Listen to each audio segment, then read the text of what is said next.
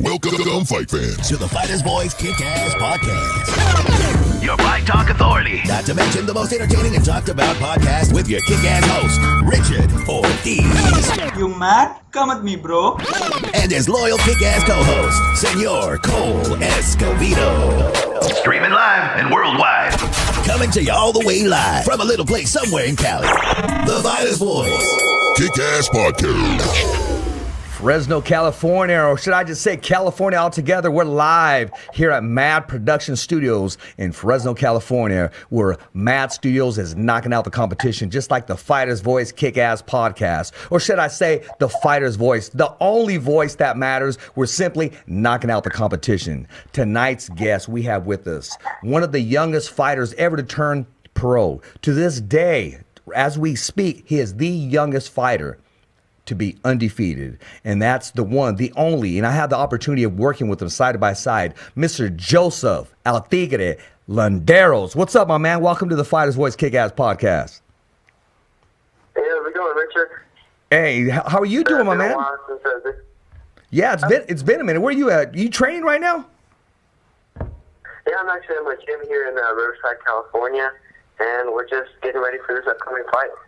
I know we're going to talk about that fight too, but let's talk about, since we got you, Riverside, California, man. I mean, that's like, what can I say? The archive just where champions are made. I mean, you guys just got a different pedigree. No offense to Fresno, California, because we got some animals in here too, but you guys just got a different pedigree. Talk to us about growing up in Riverside, man. Well, growing up in Riverside, I would say that it was a pretty good path, especially for myself with boxing, because you're a pretty good distance away from, say, the LA shows, and you're also close to being able to go to San Diego as well. So I was able to build up my amateur experience from a pretty young age. You know what? You've surrounded yourself with some important people. I mean, the fact that when I first met you, I think I was doing a show for LA TV, and we'll give them a plug, in Oregon. We were commentating together. And when Fernando told me how old you were, it's just your whole intellect and that you were a professional fighter. It was hard for me to put the two and two together, and I'm thinking, my gosh, this is a star on the rise. Talk about life after boxing, and your boxing career hasn't even fully started yet.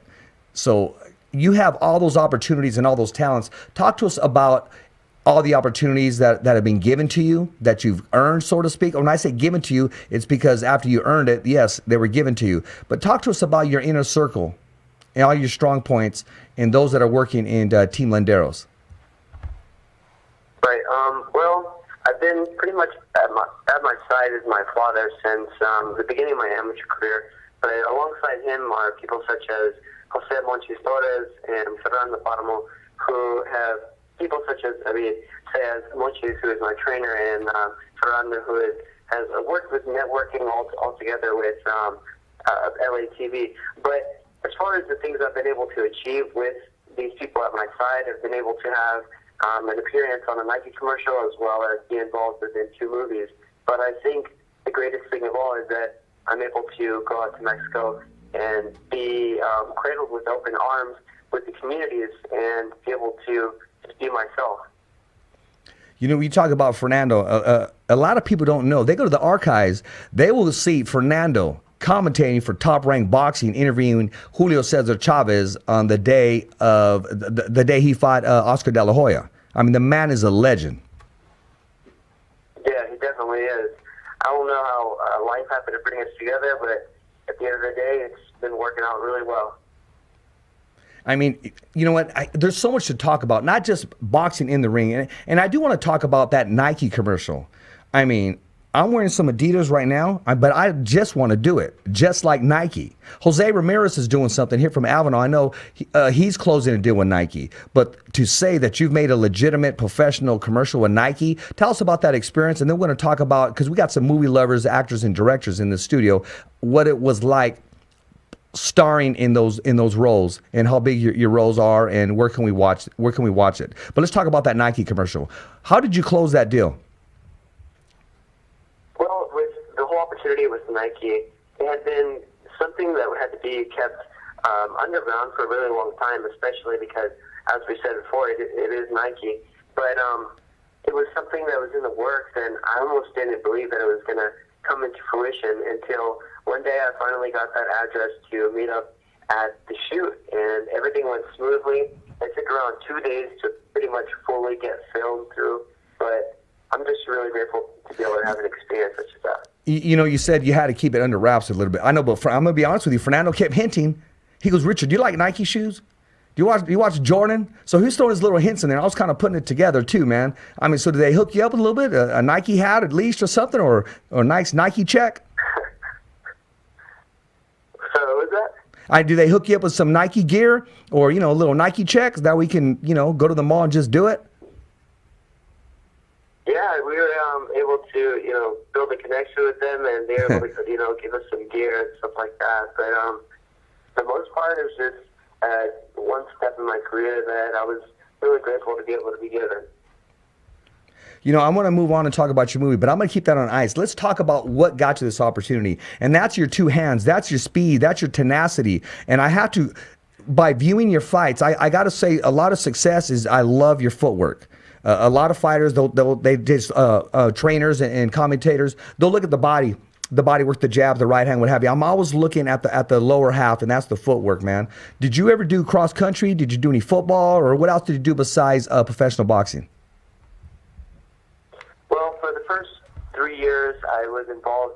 The first 3 years of high school, I was involved in cross country and track.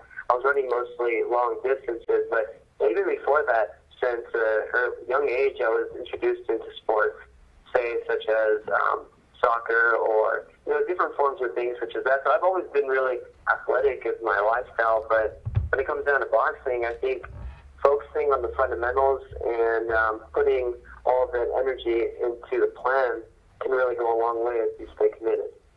Joseph, how old are you, man? Joseph, what's your age? How old are you?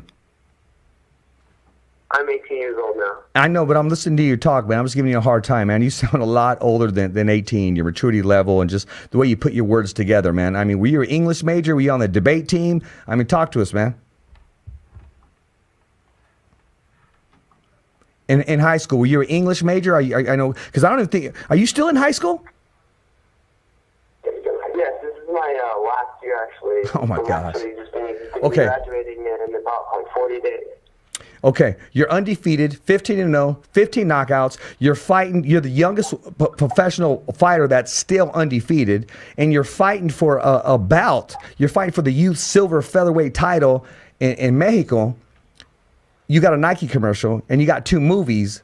I mean, what's it like, the life of Joseph Landeros, walking down the street or just going to school? Well, I think that a lot of things are done behind the scenes that many fans aren't able to see as far as it goes with training and all. But I've worked my way up to this position, and I've been able to build a relationship with the WBC. We get an opportunity such as this, and to be only 18 years old, it was about the right time that I predicted from when I first went professional. Joseph, are you tuning into the show right now, or anybody on your team? Because you're missing some great, cool graphics that my man's putting together. That's KP. The guy is a mad scientist. As we speak going live, we're playing a lot of your footage, some of your commercial, just a lot of you in general. So it ain't like you're just over the phone.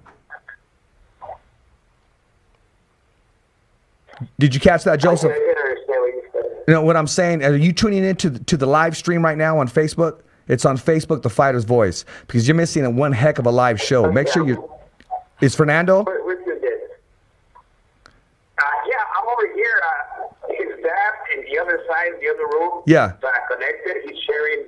Oh, okay. So you could see the show going on is what I'm saying. I'm bragging on KP, our producer, man. I mean, the guy's just making it happen. Usually you got to go and lock this show up and go into a cave and just start editing it, and he's doing it live from the hip as we speak.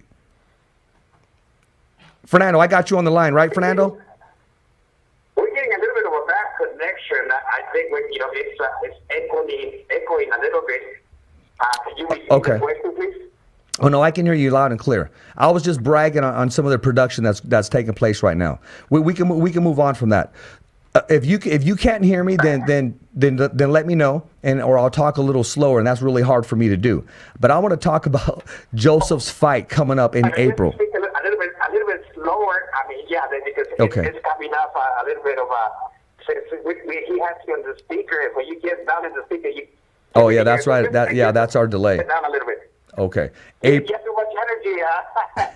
Yeah. You know that. April 13th. 15 wins, 15 knockouts. He's putting that undefeated record on the line, and he's getting a golden opportunity, or should I say a silver opportunity, to fight for that belt. I mean, has his camp changed? What's his mindset going into this fight? I'm talking to both you, Fernando, and you, Joseph.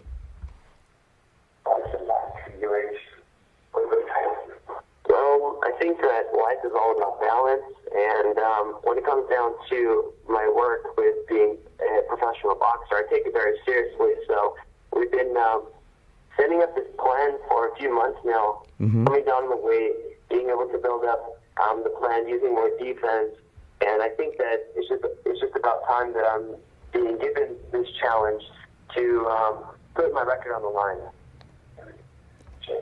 I mean, when it comes down to boxing altogether, I think it's a lifestyle sport. You can't just be in it for 1 month to the other and take really long breaks. It's about being consistent and being focused.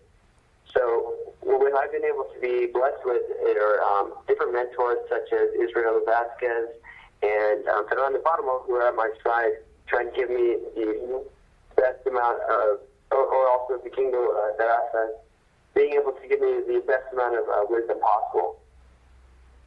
You know what? We skipped a lot. What I want to say is, what got you into the sport of boxing? Let's go back to basics. Why did Joseph Landeros pick up the sport of boxing? Because it sounds like you could have been in acting, you could have been in drama, you could have been in commentating, but you chose the sport of boxing, and you're still getting your feet wet. When did you decide, hey, I want to be a professional boxer? Well, I began boxing at the age of 6 years old, and to be quite honest, I can't give you an honest truth as to what I was influenced by. But all I know is that I one day came up to my mother and told her that I wanted to start boxing. Since I was around 3 years old, there's been like records with me hitting the walls and doing a bunch of different things such as in that nature. So it was just something that had been birthing me from the start. But at the age of 6 years old, having come into the boxing gym, it was very intimidating. I think that the world of this sport is very, I guess you could say, cold in the sense of the way that the team works. From my first, say, amateur years, I can definitely tell you that it was more one-on-one, and I was able to just go to shows and do the work and then come back straight to the gym. But now becoming a professional boxer, I've been able to open up more with my lifestyle and everything and be able to respect it more as a profession. But as far as what drove me to the sport, I think that it's just natural ambition, to be quite honest. Well, you come from a boxing family. Is your dad a big boxing fan?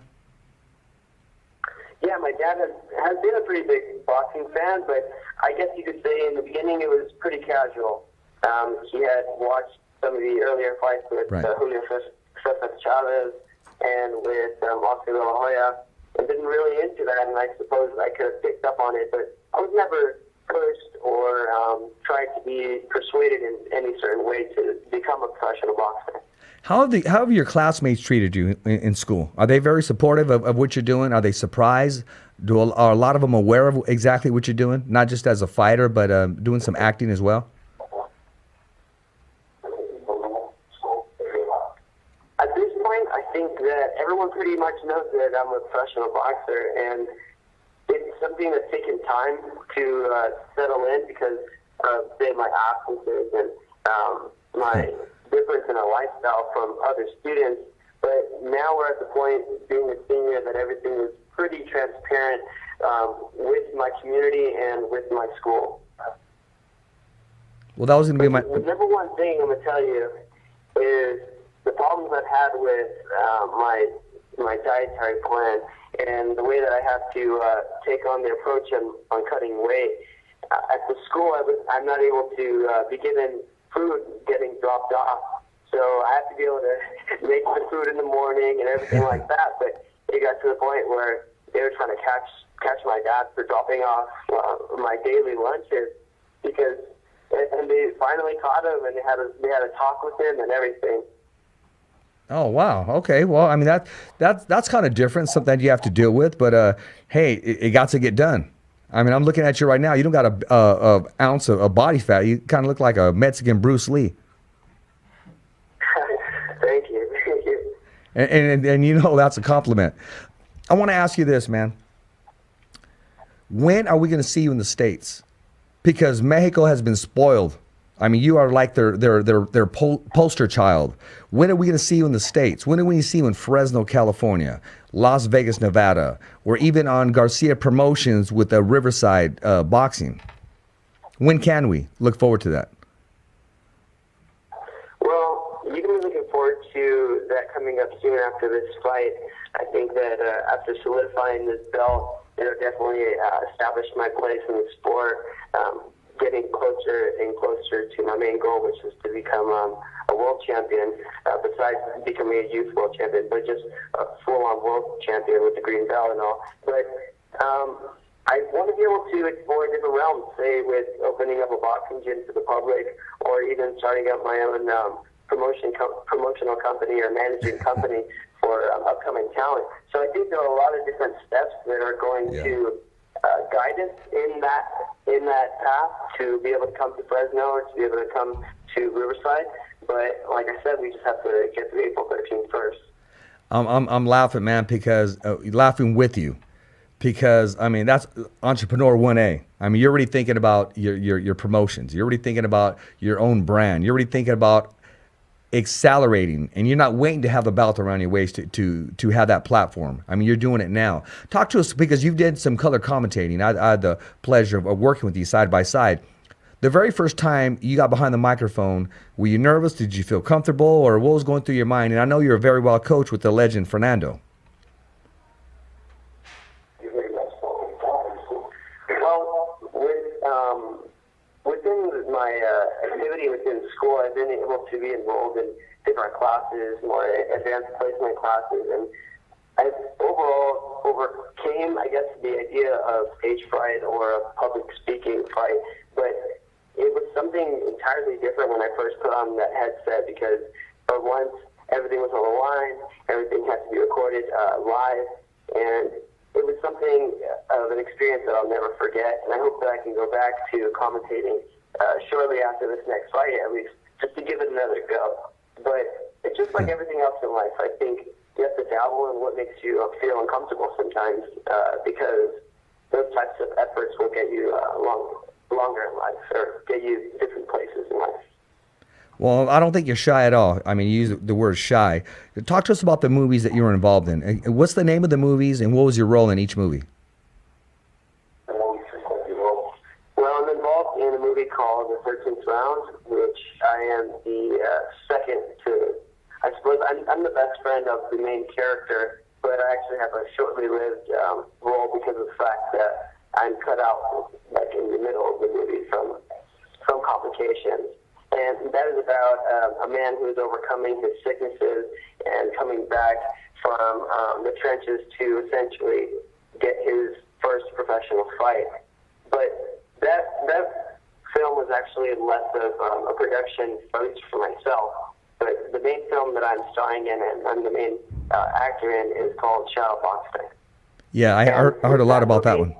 It's I don't know if I should reveal too much about it. I've been involved with it for almost a year now, and we put in the hours and everything with the shoot. I've had to become very emotional, sometimes angry, sometimes in the zone as a fighter, but you guys just have to see it. So, okay. Who's your manager? Is that your pops, or is Fernando helping you out, or is you? Because a lot of times I'm hearing these connections, and you do a lot of marketing for yourself, your own brand, which is you, Joseph Landeros. Right. Right. Well, it's a team effort altogether. I've had my hand stretched out from, say, Fernando's connection to out in Mexicali, trying to build up a foundation of boxers out there. So we've been able to build up connections, but I wouldn't say anything is with a contract or anything is signed, because the way that we are trying to approach this is with integrity, and everything's just done with a handshake at the end of the day. You know what? That. Let me give you a little bit of a background. This is Fernando again. What's up, Fernando? A year and a half ago, we spoke to Rafael Cobra Mendoza. Rafael Cobra Mendoza, for those in boxing, know that was a legend in Mexican boxing. He's the last guy that he brought over and worked with was Canelo Alvarez. He brought him into Miami, had a problem. Canelo went to Golden Boy, broke a contract, lost in court. And we weren't able to work with him. And Joseph Landeros was the last guy that he was going to be working with. He was going to be also helping. He worked with Chiquita Gonzalez, Rafael Marquez, all those guys. And so we approached him. And he saw something that maybe sometimes he was trying to tell me about all the things that he was doing wrong. But he looked at it and said, you know what, this guy has great footwork. And since at that Exactly. point, And that's what I noticed right off the bat was his footwork. Excuse me? No, I said that's what I noticed right off the bat with Joseph was his footwork. Yeah, so we basically he developed a plan with us, which was to take him into Mexico, fight him over there until he became of age, take him to different states, give him different titles of fighters to go against, and eventually, so when he became 18, he would be ready to fight at a good level in the States. And I think that is exactly what has happened. Other than I think he's about 2 or 3 months behind one of the last fights. Yeah. Was canceled because of the school. But other than that, everything that he had worked and what he said, there was no contact. It was just we'll work with you, and as we're going along, we'll develop these better things. Then we'll try to get you to the top. I work with Marquez. I work with a lot of the fighters when they were developing coming into the States. And I can see Joseph pretty much at the same level that those guys were coming, some of the bigger names, how they were being developed and they were coming along. And even now, Nacho Beristain became a very good friend of Joseph. And he's watching out and he's looking at it also, giving them some pointers. So Joseph has a way of growing into people and getting assistance on this. You know, what's the ultimate goal, Fernando? I mean, is it to sign with Golden Boy, Top Rank, PVC, Goosen? I mean, what's the ultimate goal? Because right now, you guys are kind of free agents, I would say. And first of all, I want to welcome. Right now, one of the goals was for him to get a title. Okay. Hopefully, this. If you've seen it, he's worked a long time. He's been involved by charities, became associated with WBC. But yet, his goal, from what I understand from him, is to become a world champ, a full-fledged world champ by the age of 21. So he's not. There's no real hurry. There's no real. They don't want to keep the world in one bite. Right.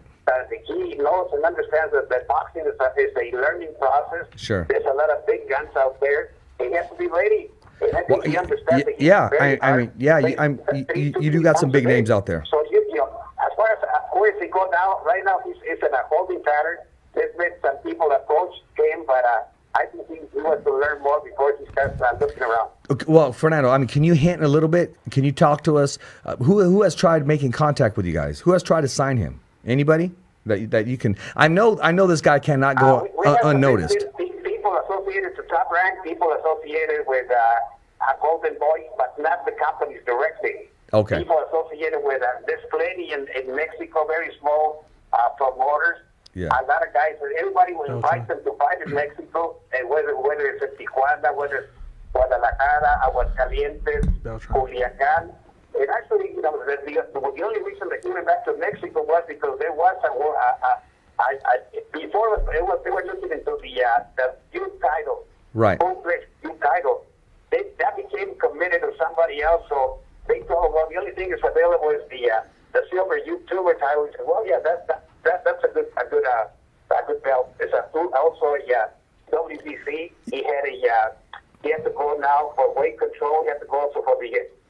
So you're not Fernando, you're not in a real big hurry with this kid, right? You're taking him fight by fight. And I just want to welcome to the show co-host today, Mike Rutha. So he's here on the show as well. I think that it's a matter of it's a fight by fight because of the same reasons. You know, it's something things that make sense. He's going to school. It's going to be by going to school. Well, let me have him explain what the difficulties have been of going to school and fighting. Okay. Well, with school, I've been able to have my ups and have my downs with boxing going hand in hand. But I guess you could say it's neutral at this point because I've really gained a rhythm as to how to take on my lifestyle. So starting out, I wake up around 3:30 in the morning to head out to the gym and work out from around 4 o'clock to 5:30 a.m. Let me stop, Joseph. Let me stop you right there because you talked about rhythm, okay? Let me remind you, this is a podcast. This is an entertainment show. So speaking of rhythm, is this somebody you're getting a little rhythm on with? I mean, is there a little Mrs. Joseph in the mix? You got a little girlfriend? Is she the one kind of inspiring you to move forward? I mean, you're a good-looking young man. I mean, there has to be somebody that inspires you. I think that family and my passion for the sport inspires me. Okay, that's a great answer. Joseph, I want you to relax, my man. I mean, because you are giving me the answers like the President of the United States.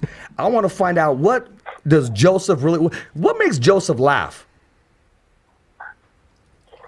I actually watch a lot of stand-up comedy, to be quite honest. Oh, there you go. Now we're starting to loosen up, okay? Now, blondes or brunettes? Okay. J-Lo or who's the other one? Salma Hayek? Do you know who those women are? They're beautiful women, Joseph.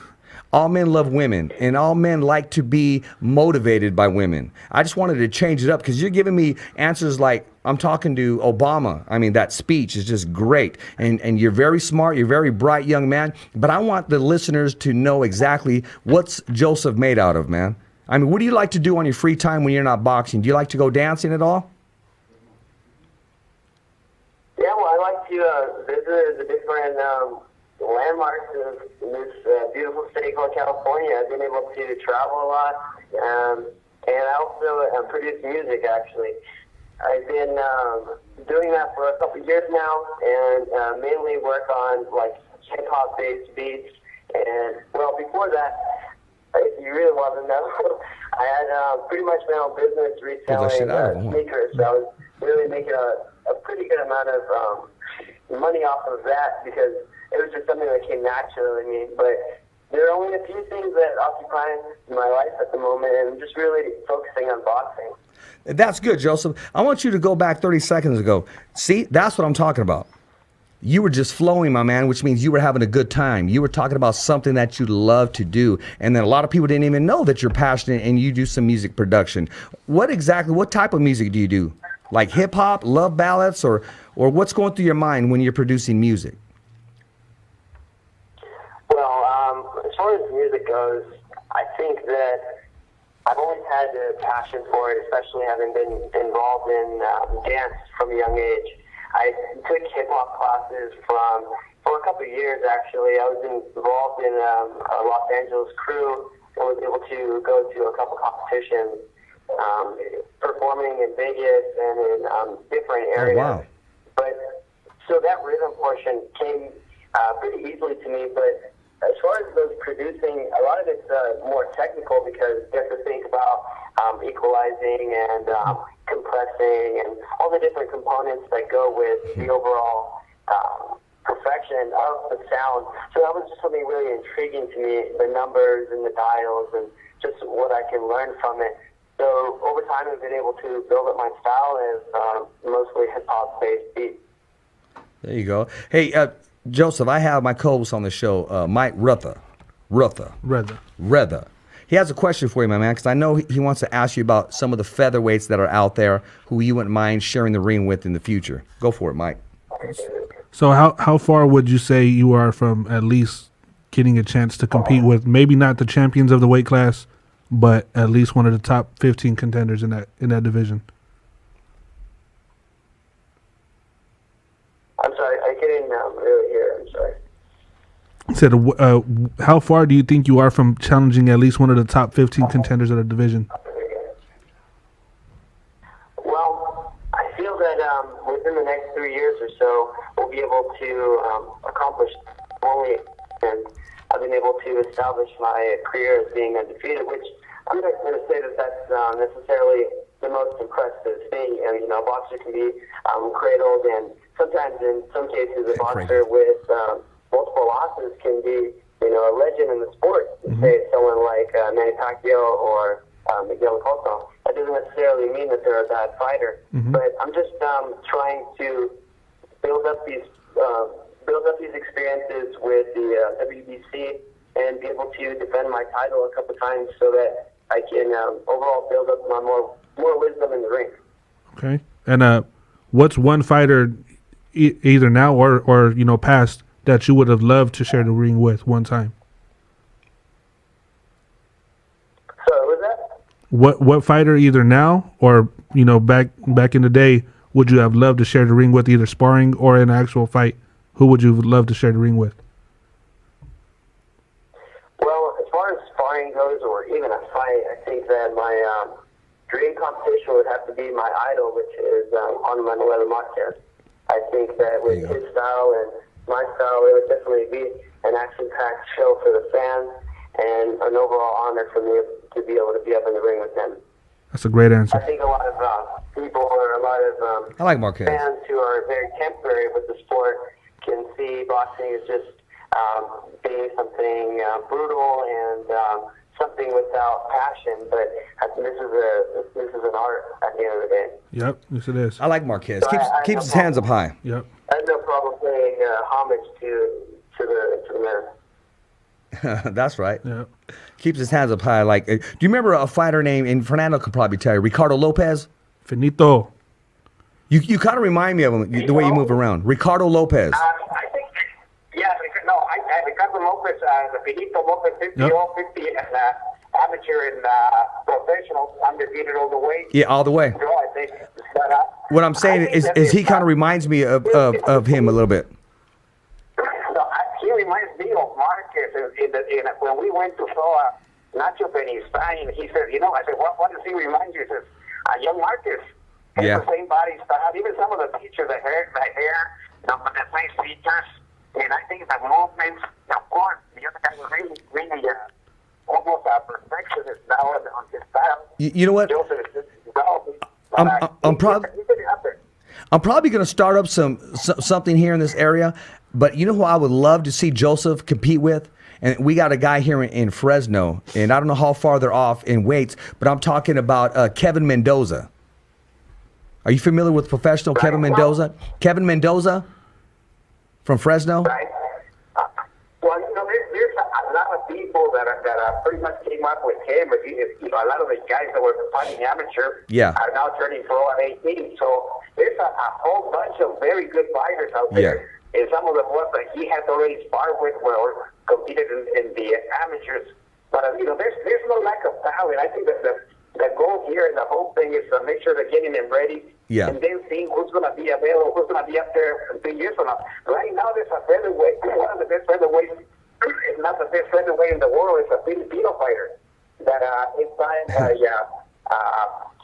by the guy out of Vegas. That's a monster right there that nobody has seen. That guy is going to wipe out the whole division in the next year and a half. Oh, I believe so. I believe so. When that guy retires, Joseph will be ready. there you go. That's very wise, because you know the sport of boxing, how it just takes one, and he's getting prepped right now for that opportunity. I mean, he has a lot of things going on, but it sounds like he's taking it on blow by blow, so to speak.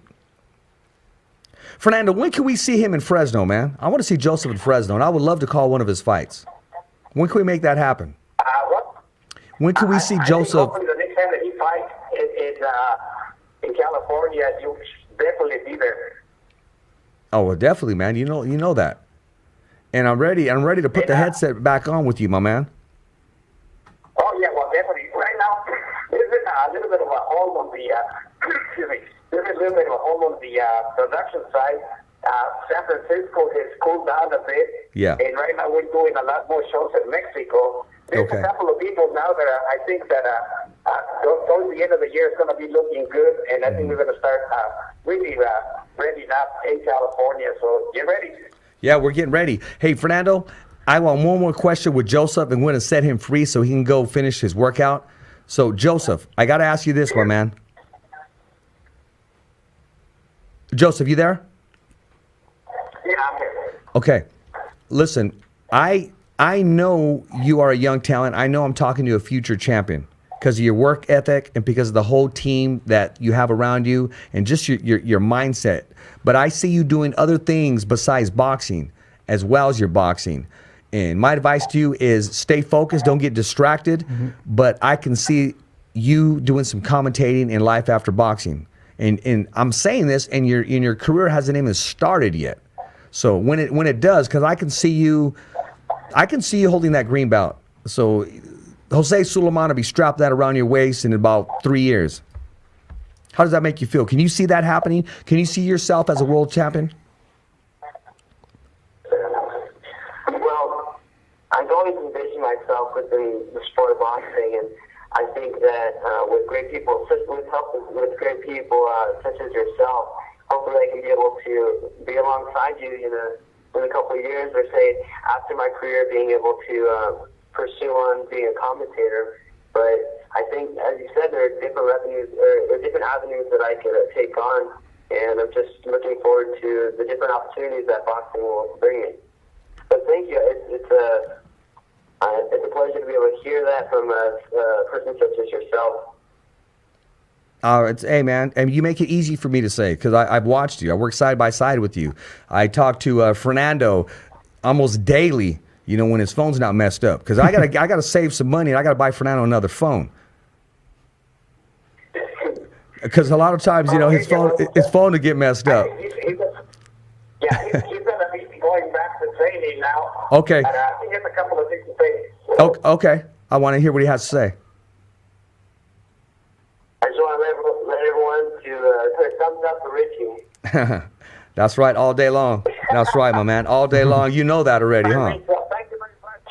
Hey, it's my pleasure. Thank you, man. I mean, we're going to be talking about him when we get off the air. We're going to continue to run the show, but I know he has a regimen, and I want him to keep that. And we're going to be keep us updated on the training, keep us updated on the fight, so I can let the fans, the viewers, know exactly who Joseph Landeros is inside the ring and outside the ring. And always, Fernando, you've always been a class act. We'll be working again soon.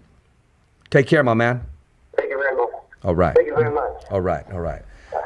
Man, Mike, a young kid right there, man. Yeah. I mean, when I was talking to him, he's talking about, most fighters talk about life after boxing. Yeah. Okay, I'm going to get my promotions.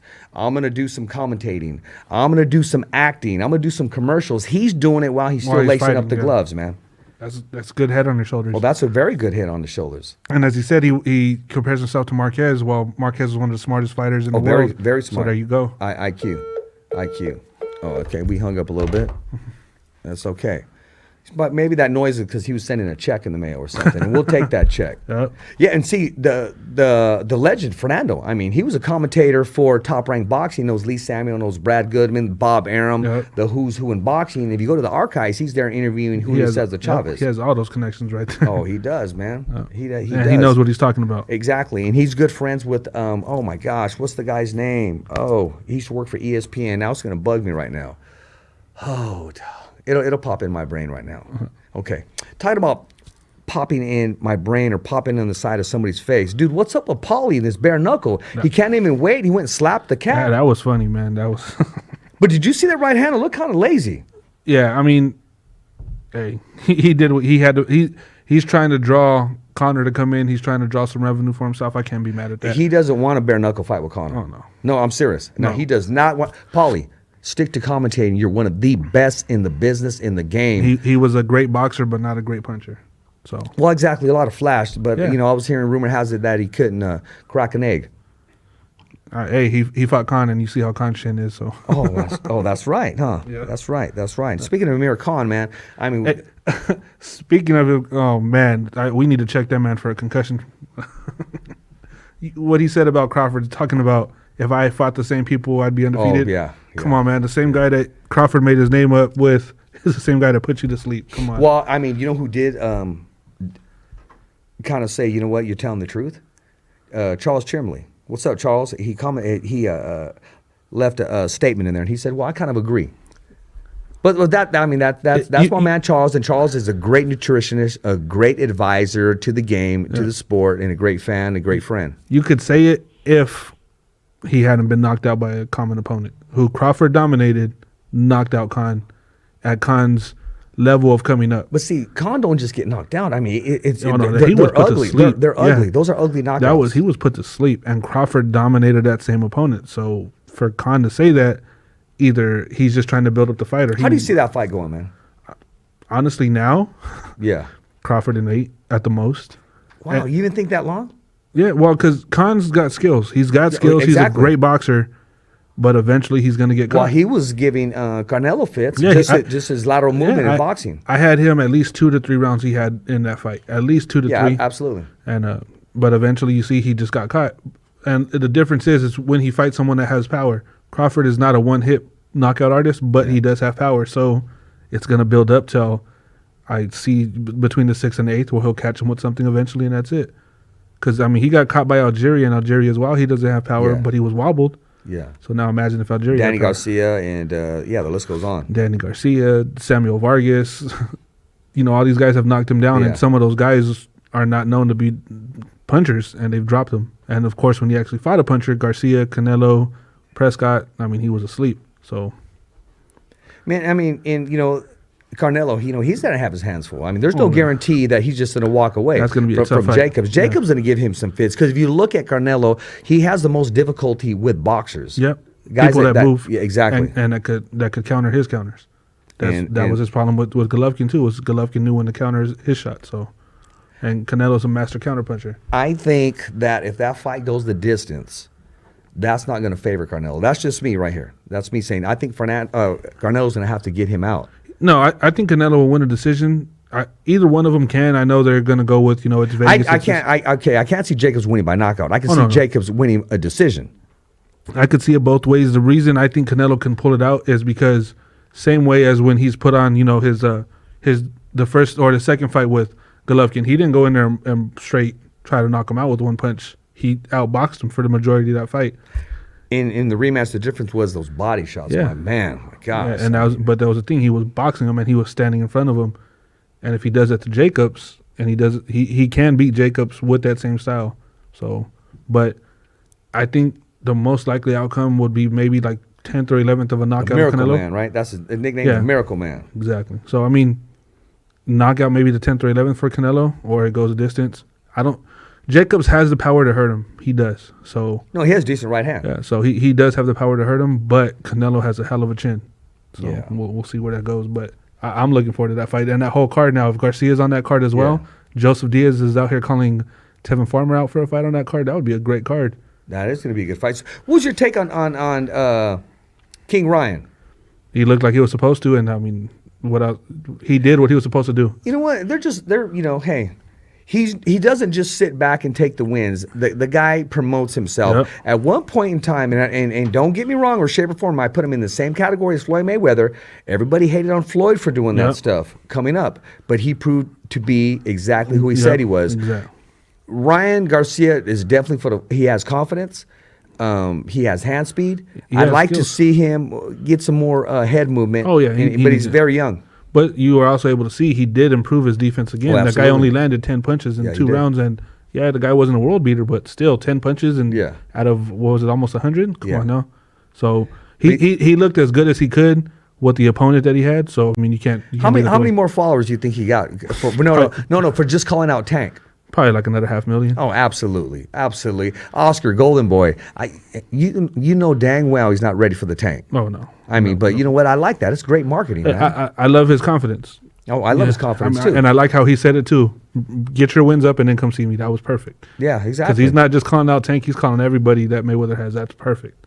No, I like that. I get that. That's that rivalry with Oscar De La Hoya and Floyd Mayweather. Oh, yeah, they're talking to each other back and forth, talking crap to each other. Yeah, now they're using their star pupils right now. They are. The other day they had some footage, and I don't have it up here. I should have prepped KP of Oscar De La Hoya working with his childhood trainer Robert Altazar. Yeah, with Jaime.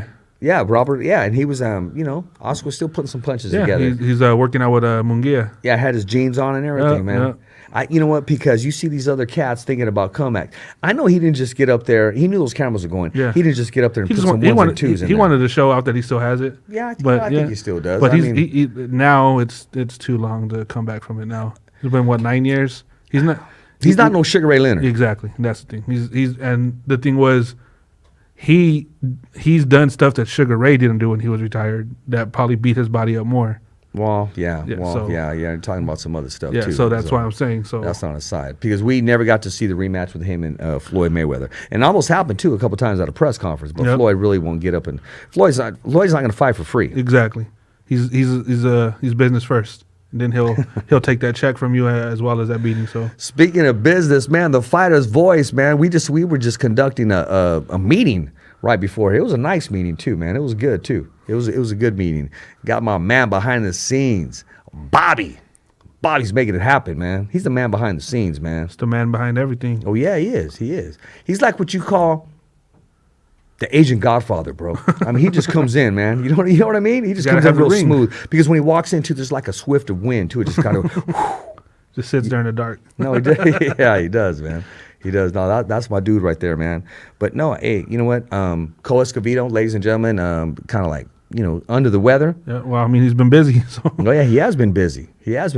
No, but he's under the weather today, and what we're doing next Wednesday, we're supposed to have Jeff Sherdog.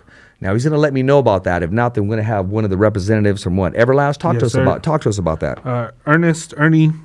I can't say his last name. Just call him Everlast.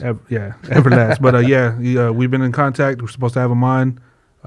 Everyone. We had a great show last week with Marky. Yeah, exactly. So I mean, everybody knows Everlast. If you think Yeah. boxing, Everlast. That's what I used to use. That's what's up. That's what I used to use when I started. When I was Oh boxing. yeah, when I was a well kid. yeah. That, I mean, Everlast, gloves, punching bag, and then the best fighters when you look back at it. okay, I'm gonna go there. When Regis and Rick went at it, I had Rick winning with that standing 8 count, and then Regis came back at him, but then Rick just came off on him. On this one. The little ones. Yeah, that one was funny. That man. was good. And then the garbage can thing, but that is old school with the ice. Yeah. But Rick did say he bought 2 tickets. Yeah, that one. Was, That's was hard funny. for me. Honestly, that's hard to believe. that he bought tickets to go out there. No, that he bought tickets, that he just paid for something. Oh, I mean, Rick probably got them to donate the tickets. Yeah. Probably donate 10, because I mean, yeah, he doesn't carry cash in his wallet for a reason. yep, 'Cause, yeah. yeah. And that's a good thing, Rick. That's a compliment, my Yeah. man, which means you can just, you can do it, man. Matter of fact, you probably sold him that garbage can to get in there. You know what I mean? It was probably free, and Rick made Yeah. about $10 off that. That thing was Send funny. it to man. him. Those were funny. But I still like the video, man, in Big Five where he's throwing man. down. The other day, I was just kind of looking at it. Yeah, he's a funny dude. And then the other day he had one where I think his sister was taking a picture, and there he was in the background pulling his pants down. Oh, was he? Yeah, that was That's a funny. cool cat, man. Yeah, I was like, oh man, come on.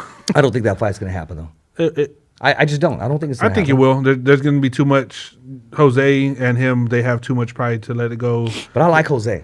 Jose brought it out of the archive. He just posted it That up. message? Oh, yeah. Yeah, and Jose was in Disneyland. He said, "I'll go back to enjoy my time now." Yeah. So, Yeah. and that's Jose why Ramirez. they both have too much pride. They both have too much confidence. They both want to be the best. There's no way it doesn't happen. Well, Jose's not going to go and let anybody start chirping when Exactly. he knows he can take care of Exactly. business with him in the ring. Exactly. And that the same guy, the guy's not just chirping and chirping. He actually believes he Exactly. can. They're both guys that aren't going to run away from No, the fight. no. So But, that's why it's going to happen, because they know once the tournament's over. Let's say Jose does unify with Hooker and he wins that title.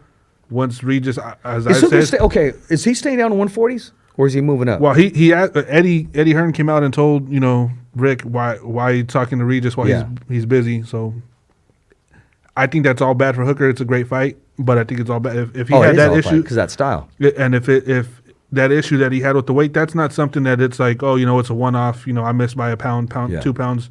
That was almost a whole weight class that he was up. So I mean, That was a whole Happy Meal up in there, man, with that the was, fries. No, that was a Big Mac right there. That was, You see, but you can't do that, and you go on national TV and you call out the champion and you say, "Jose, you got my belts." Yeah, exactly. You make that statement there, and then you don't make weight. yep. And when you say, "Hey, I'll see you in the summer," I'm gonna have a tune-up fight by then, and then you're over here struggling to make weight. That's not a good look. And when it was Jose's turn to talk, very humble, says, I watched you work. You know what? I respect you, and you know, we'll take care of business when that time happens. So I think that fight more than likely would happen because they're, you know, right now they don't have anybody else to fight. Who's Jose going to fight? They could find someone that's going to be a good name, a good contender, but he's at his point where Jose's he wants going to take on big names, exactly. big fights He wants the biggest one, and the biggest one out there right now that would be available would be Hooker. Yeah, and Hooker lost a little bit of leverage coming in overweight. So if that fight happens, it's going to go into Jose's platform and not, you know, Maurice's platform unless they throw a big gab of money, and Rick's not going to turn that away either. No. Well, Rick got his hands full right now for May 4th, Stockton, California. I'm hearing good things. I'm hearing ticket sales are going really well. I can't say who my informer is, but I spoke to him today. What's up, dog? Okay, I just gave you a little hint. Use the last name, Dog. But no, he said tickets are going great. I mean, you've seen the first days that they're available. I was looking to get a room, and they're booked. Yep. And then, I mean, if you try to get one that day of, then when it came available, that page was just loading up, looked like the Avengers screen right there saying you're going to have to wait 20 minutes to try to do it order. No, I think it's going to be a good card, man. And you know what? I don't even know. I'm going to go ahead and do it anyways because he didn't say I couldn't do it. Isidro Ochoa is going to be going and getting some good sparring this Friday, man. Too bad I have to work at a wild card gym. Oh, okay. I look forward to that. My man, Isidro Ochoa, representing the 559 Fresno, California. He represents the fighter's voice, the only voice that matters, because just like Isidro, we're knocking out the competition. Exactly. That's a good thing for him. The more work he could get. Yeah, I got a text today from his manager. So he didn't say, Richard, don't say nothing, yeah. But he didn't say not to do it. Yeah, exactly. So I took it as news. You know, I'll make it up to you, Big Al. But no, I wish him well, man. I wish I could head up there. That's good work from him. The more he could get. I mean, he's improving every fight, so that's perfect for him. And then the week after that, man, the fighter's voice, man, is Lomachenko, man. We're going to be heading up there, man. Lomachenko, Zurdo. That's a good card. It is a good card. Staples Center, yeah. That's impressive stuff right there. No, LA, man. yeah. Yeah. And then, I mean, April is going to be a packed month so far. We got cards this week, the week after, the week after, and the week after that. Exactly. And then I'm hearing Lamore's going to have some MMA coming back. That's May 10th. But from my understanding, they're not going to be the only ones around that time, that date, having some MMA action. So I don't understand that whole concept, but you know what? The more the merrier, man. Let's just say they're in opposite directions a little bit of each other, but that's still, you know, it's going to be good. It's going to be like the one we had with Combates and the other friend, yes, and that went well. A lot of the people that were over there came to Combates at the end of the evening, so that's perfect. Yes. And also Zoila Frosto from Madera, California. 26? Yes, the 26, LA. That's going to be a great card. It's all woman card. Yep. Promoted as such. Yeah. Well, they have, I think, a couple ones that are going to be on there. Yeah, but for the majority part, of it, Yes. So that's a good card the way it's going. They had their card on Friday. Alday got knocked out, lost. So Garcia got his revenge. Man. Now, so yeah, it's a good fight. I mean, it ended really quick, but you got footage of that? I missed that one, man. Yeah, I caught it right when I got home. Oh wow. Yeah. So I mean, it was a good card. It was shocking to see him go down that quick. He just got caught. So. Wow, man. What did he say? Was he didn't interview afterwards, huh? No, he's the one that put the belt on Gustavo. Okay. So he wrapped it around him. That was pretty cool to see. So what's going on in the boxing news, man? I mean, you get any highs or lows? Any hints coming this way? What are you hearing right now? Nothing too much. I know Oscar Valdez is supposed to come back. Believe it's going to be in June, maybe May.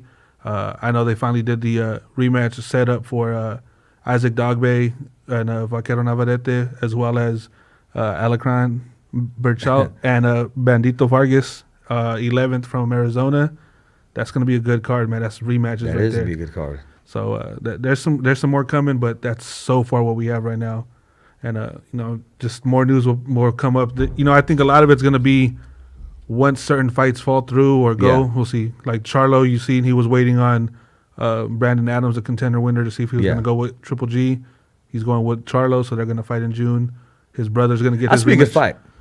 It should be. Charlo should win, but it's a good little... It's a good test, I guess, but after the way he performed in his previous fight, you kind of want to see him with somebody else. But, hey, if that's all that's available, then take it.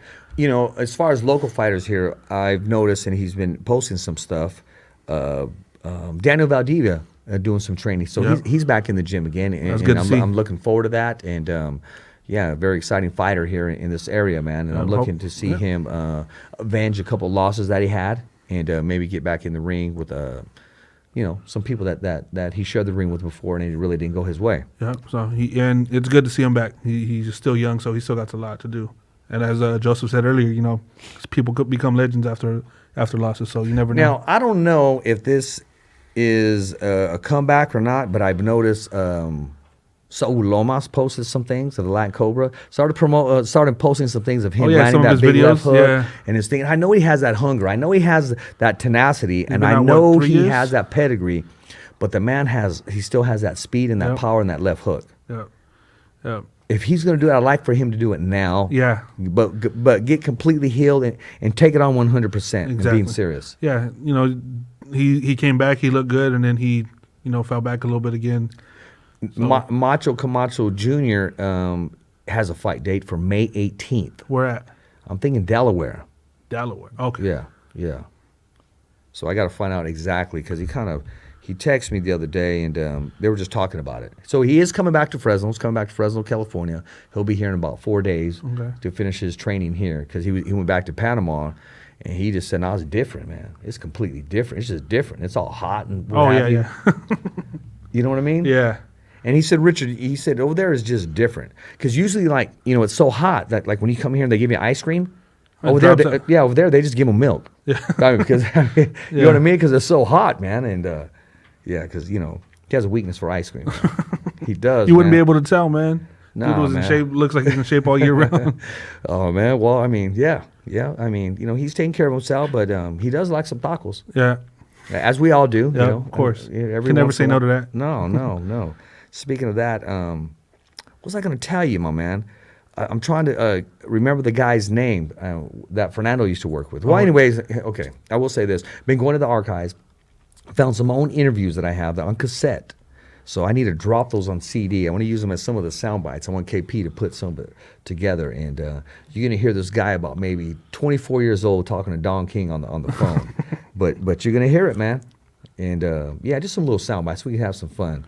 So we can let everybody know that the Fighter's Voice has been around for a while, my man. I mean, been around for a while. It's a great platform for the fighters, and it just makes me feel good, because this interview was long awaited with Joseph. He lives so far from Riverside. And when he did come to Fresno, he came just as a one-day stay, and he was all business. He was help commentating on Big Al Promotions. Big Al, yeah, that's right. Yeah, when they were putting some things together. Man, I mean, nice young cat, man, good head on his shoulders, very young. And I like the way he loosened up, because he was just kind of giving all the presidential on his answer. Absolutely, man. Real but presidential. when we started talking about music, he goes, then his lingo changed a little bit, and then we started studying about stand-up comedy, and that's exactly what I want them to do, get that comfort zone where they can speak relaxed, freely. Be you. Speak freely. Yeah, be as we've said, be as if you're at a barbershop, at the bar, whatever. He probably told, because Fernando was there, he probably told Fernando, hey, there's some viejas over there, go check them out. And then he started talking on the radio, you know what I mean? Because I like, Fernando's one of those cats. He still pulls them, man. I mean, he's about he's about 69 years old, but he's still pulling them, man. So he's got, live young. No, but he's been 69 for the last 20 years. Yes, 69. So I'm like, hey, man, and we still pulling them, because we were working a couple of events, and I'm thinking, is that a ring girl? Or Fernando just interviewing her? Or, you know what I mean? Taking the number down. He was making it happen. I'm messing with you, Fernando. I'm busting balls, man. Fernando's cool people, man. But no, Lalo's Boxing in the news, man. I mean, he's taking on not just Lalo's Boxing. He has Lalo's, what's it called, those little faces and stuff. He's just taking on different ventures, man, and just going off. That's good for him. Exactly. He has his own style. Yeah. He really does. It's called I Don't Give a Flying Freak. Yeah. He just says it the way it is, man. He doesn't hold back, that's for sure. He's gotten into a few conversations with some fighters, so But he makes some things happen, man. Yeah. It's with him, it's black or white. Exactly. And I like him. Yeah, it's a funny cat, man. He's a funny guy. No, he's a funny guy. He's very knowledgeable too, man. I mean, he knows the sports. He knows what he's talking about. He gives it respect, man. Yeah. So what's going on in MMA news coming up? Anything? Well, I mean, I don't know if we've seen that Conor and Khabib thing going on the last couple of days. Bro, what's up? Don't go there. I was surprised Conor went there and says your old lady's a towel. That was completely disrespectful. I don't care. Bro, you get beat down for that. Yeah, I'm surprised he didn't. Are you sure someone didn't get in his account and just shoot that out there? I don't know. I mean, he was going at everybody. He posted those pictures up of Paulie as well, Well, I can see him and Paulie. Yeah. But we got the right answer when we had Joe Cortez on and he said what took place on that. And we'll have to play that back one day. Yeah, I mean, to go at someone's wife like that is completely disrespectful, especially when the man beat you down. I mean, it wasn't like it was a close fight. He beat him down. He dominated him. Yeah, so I mean, there's no room for that. Connor had his opportunities, but he didn't pull the trigger. He had his chances. He was fatigued. Yeah, from stuffing all those takedowns. That was Connor. But I was pulling for Connor, but I'm sure not pulling for that. I don't co-sign. I don't promote when someone talks about someone's kids, their parents, or their wife. Yep. Like if you want to say for no reason. It has nothing to do with the fights. Has nothing to do with the man. You had your opportunity to put a towel over him, and you missed that opportunity. If you're gonna make a little joke, even you make a joke about a friend of him, okay, that's fine. Take it. But to come at no, you don't come at the wife. Because that's just not at the wife. That's the family and the religion. And I don't really don't. Okay, I'm not going to touch too much on. Oh yeah, but that's but exactly. Yeah, you don't go at anything like that. So yeah, that's why. I mean, and Khabib, we've already seen what happened after a fight. So now imagine if he finds Connor somewhere out there, it's going to be ugly. Oh, I think it is. I think it is. Location. Yeah, exactly. Send the location. That's what he says. Send the location, Yeah. my man. Because I can see that happening. But you know what? It's news. It's what's happening. So supposedly Dana White was going to address it today. Yeah, he made a little post. He said that they're talking to both camps. So. Well, he has to step in because that hurts the UFC. That they represent their products of the UFC. Yeah, exactly. They didn't just sign to say we're going to fight. We signed to uphold the UFC to show who they are. Yeah, professionalism and to the highest standard. Yeah, they're a product of the UFC. Yeah, Conor made his name in the UFC. Khabib made his name in the UFC. So they're representing the UFC every day. And you see something like that, it's I don't know. I just think if they fight again, Khabib's gonna pull one of those. What was his name? Palmeiras, where he would get you in the lock. They'd be tapping out, and he would still let you go. Yeah. Well, actually, BJ Penn did that. He had a dislike for this guy. I don't remember who the fighter was. I know who you're talking about. I remember. PJ Penn had him in the lock, and he was getting ready to tap and just let him go, and the was like, and punished him. Yeah. And you could possibly see that. Yeah. Oh, yeah. I think he'll get him like in a leg lock or something.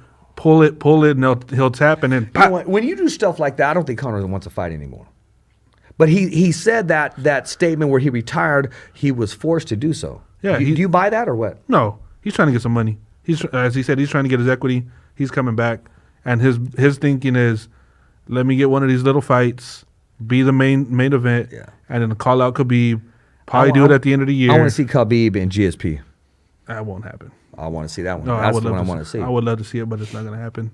And then who I want to see is Showtime against what's his name that just won on Saturday, Justin. That'd be a good fight. Oh man, that was some one-hitter quitters. Ooh. That was impressive, man. I'm used to leg kicks, and he comes out and lays them out with one punch. I was like, oh, all right, man. There was a challenge that was given out, put up as an exhibition. One of the names that was here kind of went with the flow, because he had said he wasn't going to fight anymore. But this kid has taken it to another level. He's posted some things he wanted me to post, and I said I'm not going to do so. You go ahead and do it. And we're talking about Nate Wren versus the Apache Kid. He wants to meet him at a catch weight, man. Oh, man, no. He said he was even going to show up at his job, harass the fans, and just say, tell Cole Nate was here. I mean, he was telling me the strategy. I got it all right here, the strategy. Nate, I have it right here. Bro, I'll have KP pull it up right there. Where he said, not only will he defeat Cole, that he would get him into submission, put him to sleep, wake him up, and then tap him out again. That's confidence from Nate. I like it. I like that. But see, during this whole process, Cole didn't say no.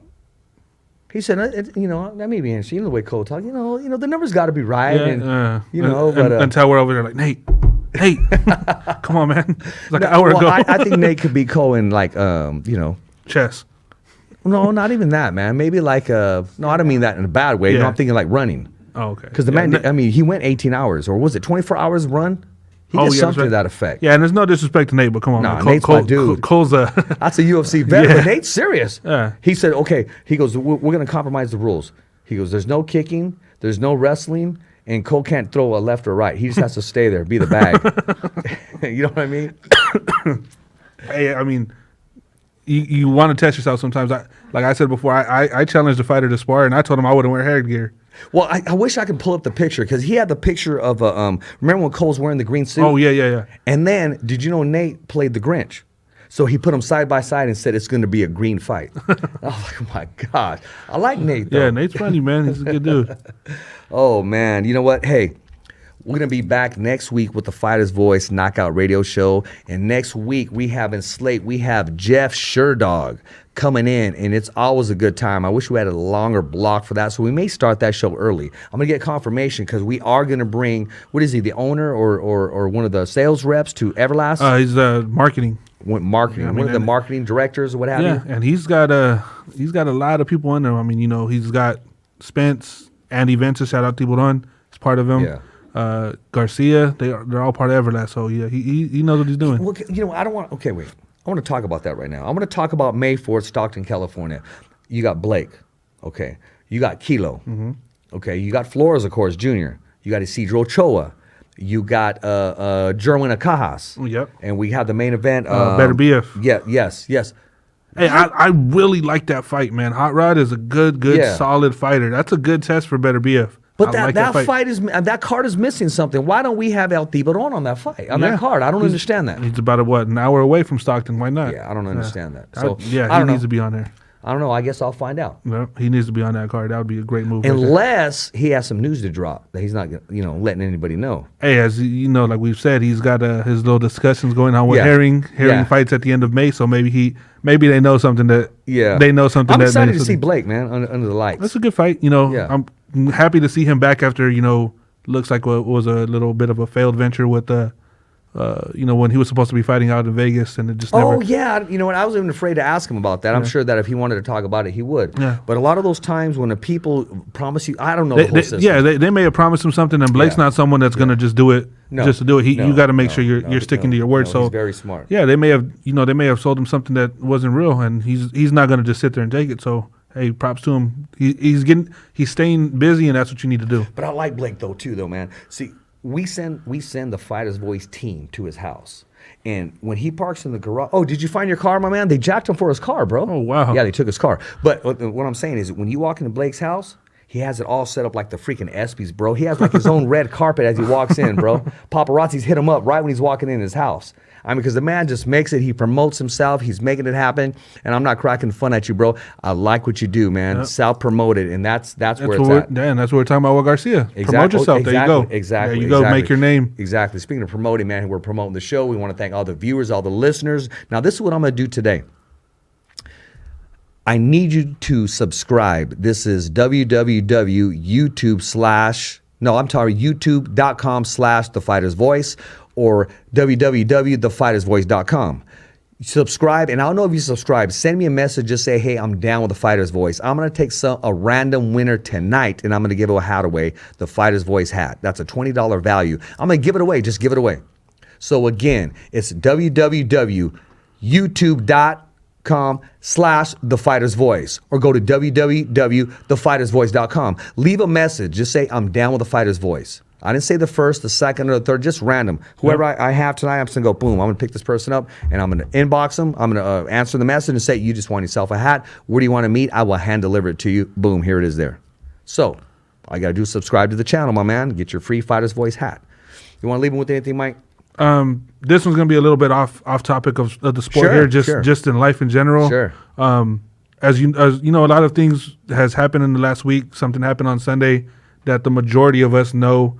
Rest in peace, Nipsey Hussle. Yeah.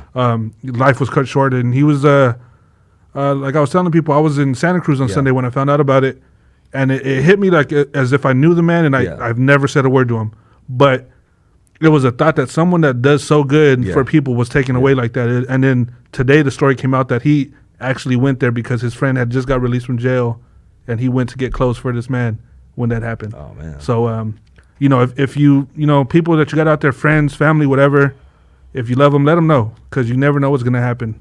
And you know what? Are you done there? Yeah, that one really got me on Sunday, especially being out, enjoying the day, and then hearing that, it kind of just hit me. That opens a platform for me to say this. You guys, life is too short, man. Exactly. I mean, let's stop tearing each other down and start building each other. And we can build each other by just not tearing each other down. You don't have to do anything for me. Just don't do nothing to me. Yeah. And I'd appreciate that. And if I said something to offend you or you think I'm tearing you down, inbox me, man. Get a hold of me. Talk to me. Let's talk it out. Life's too short, man. You're talking about somebody using a platform to touch lives, trying to give back, and yet their life was cut short. I don't know all the facts, but at the end of the day, it's another human being. Someone's father got taken away. Someone's husband got taken away. Absolutely. Someone's son got taken away. That's, at the end of the day, that's horrible. Absolutely. And as you said, I've always said I'm in no competition with anyone. I hope we all make it. I hope everybody gets there. I hope every single person that I met from when I was a kid to now, I hope they make it in their life. I don't have no hate towards nobody. So, just quit taking shots at people for no reason. If they're doing something better than you, strive to be to that level. You don't have to try to bring them down. So there was a podcast that I met in Modesto.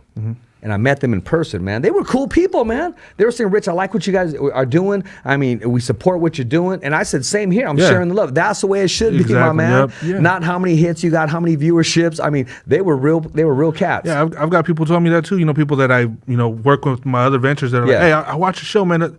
You guys got good stuff. You guys are funny. You guys, you guys know what you're talking about, and that's how it's supposed to be. And I'm like, hey, thank you. Hey, the month of April, man, we're going to be doing some restructuring. We're going to be doing some new things that are coming on. It's time to take it up to that next level here for the Fighter's Voice Knockout Radio Show. I want to give a quick plug today. I got an inbox today. This particular person said, hey, I'm going to Flores' gym in Stockton, California, and said they have this new energy drink. They go, it's a little pricey. They said, but it's off the chain, my man, that it really works. So I guess, I don't know all the facts. You guys got a new energy drink there, man. Let the Fighter's Voice know exactly what that was. It is, and we'll plug it for you, my man, especially we're sampling that bad boy. Send it out here. Being Stockton tomorrow, California, the Fighter's Voice has its first debut in Stockton, California with my man. Making it happen, man. Stitch is supposed to be calling in. We're supposed to make this happen. I'm trying to get confirmation. Shelly, call a brother. Let me know what's going on, my man. And Matt Production Studio, the best studio in this area, making it happen. KP's a mad scientist, That's the beast man. right there. You know what? We got to clone this dude, bro. Yep. At least 3 or 4 of them. Or just tell him, hey, take a number. let him work on this stuff first. Yep. But no, it's all good. We got some good things coming here. And remember, every fighter has a voice, and so do you. And as I always, dedicate the show to my son, Richie. I love you with all my heart. Te quiero mucho, Richie. I love you. Thumbs up for Richie, and it's a wrap.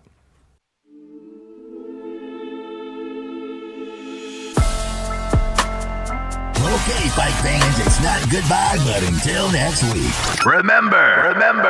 It's always voiceography at its... On behalf of Richard Ortiz, Cole ESCOVEDO, the special guests, and all the crew right here at the Kickass Podcast, saying hasta luego, babies. And always, thanks for listening.